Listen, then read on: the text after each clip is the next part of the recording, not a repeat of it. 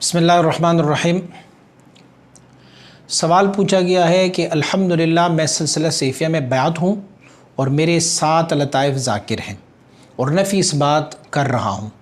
रोज़मर्रा के काम काज में लताइफ़ को ज़ाकिर पाता हूँ, मगर कभी ध्यान ज़िक्र में होता है और कभी ज़िक्र से हटकर काम की तरफ ध्यान लग जाता है। जो वक्त काम की तरफ ध्यान में गुज़रता है, क्या वो ज़िक्र में शुमार होता है या उसका सवाब मिलता है? इसी तरह नींद की हालत में सवाब की क्या हैसियत है?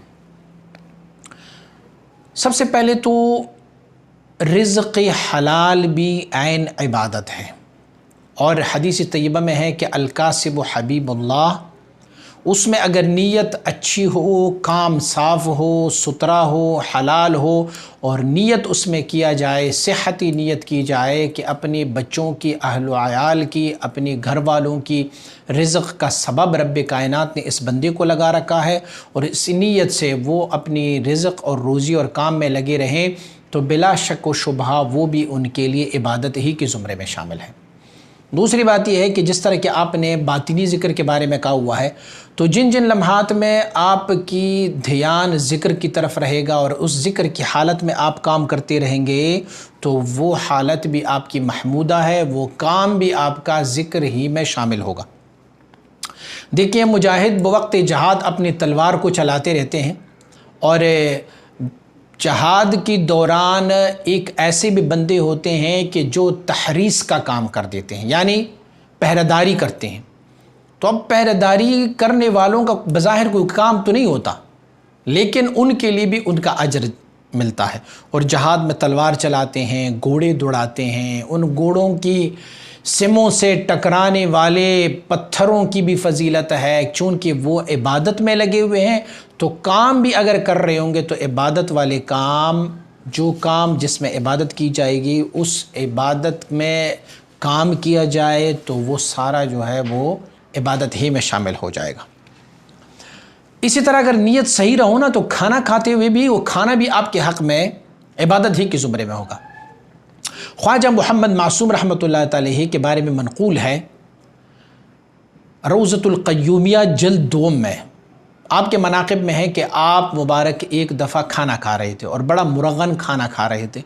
सामने एक मुरीद बैठा हुआ था, तो मुरीद के दिल में ख़्याल में ये आया कि शायद मेरे मुर्शिद गिरामी को ये खाना नहीं खाना चाहिए, क्योंकि ये तो अल्लाह के वली है और इतने मुरग़न खाने खा रहे हैं, इनको तो बस रूह की सूखी खानी चाहिए और फिर उसको इबादत करनी चाहिए। तो मेरा मुर्शिद जो है ये खाना खा रहे हैं। तो अल्लाह करीम ने उनकी दिल की बात को हज़रत ख्वाजा मासूम रहमतुल्लाह अलैहि तक मुंतकिल फ़रमाए। आप समझ गए, आपको बुलाया, बेटा मेरे सामने आ जाओ। जब करीब आया तो फरमाया, बेटा अल्लाह रब्बुल इज़्ज़त की तरफ से नूर थोड़ा हो तो अच्छा है या ज़्यादा हो तो अच्छा है? तो अर्ज़ की हुज़ूर, नूर जितना ज़्यादा हो उतना ही अच्छा है। तो फरमाया, ये जो मैं खा रहा हूँ ना, ये मेरे लिए हर लुक़मा नूर बन के अंदर दाखिल हो जाता है, और अगर यही खाना आप खाओगे तो तुम्हारे लिए ज़ुल्मत और तारीकी होगी।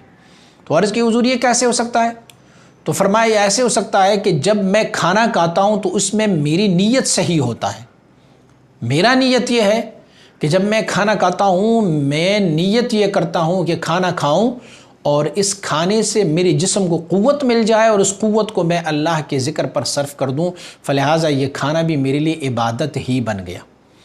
और फरमाया, तेरे लिए इसीलिए नहीं है कि तुझ में ये नीयत नहीं है। तू जब खाना खाता है तो उसमें तो तुम्हारा सिर्फ़ अपनी ख्वाहिशात पूरे करने होते हैं, नफ्स और भूख को ख़त्म मिटाना मकसद और मतलूब होता है। और फरमाया, जब भी मैं कोई लुक़मा उठाता हूँ तो उस लुक़मे के साथ मैं कोई भी ऐसा लुक़मा नहीं उठाता जिसमें से अल्लाह का ज़िक्र ना करता रहूँ। तो जब भी कोई ऐसा लुक़मा उठाऊँ कि जिसमें मैं अल्लाह का ज़िक्र करता रहूँगा, जब लुक़मा मेरे हल्क़ से नीचे उतरता है तो वो नूर बन के अंदर दाखिल हो जाता है। और आप लुक़मा उठाते वक्त, लुक़मा मुँह में डालते वक्त अल्लाह का ज़िक्र नहीं कर रहे, इसीलिए तेरे हक़ में ये ज़ुल्मत हो रहा है। रह गई ये सूरत हाल कि आपने कहा हुआ है कि सवाल पूछा है कि नींद की हालत में क्या हैसियत होती है। तो मशाइख़ ने एक रवायत नक़ल की है कि नौमुल आलिम इबादतुन, आलिम की जो नींद है वो भी इबादत के ज़ुमरे में शामिल हो जाता है। अच्छा, सिलसिला आलिया नक्शबंदिया के बुज़ुर्ग हालती नौम को भी गफलत नहीं समझते।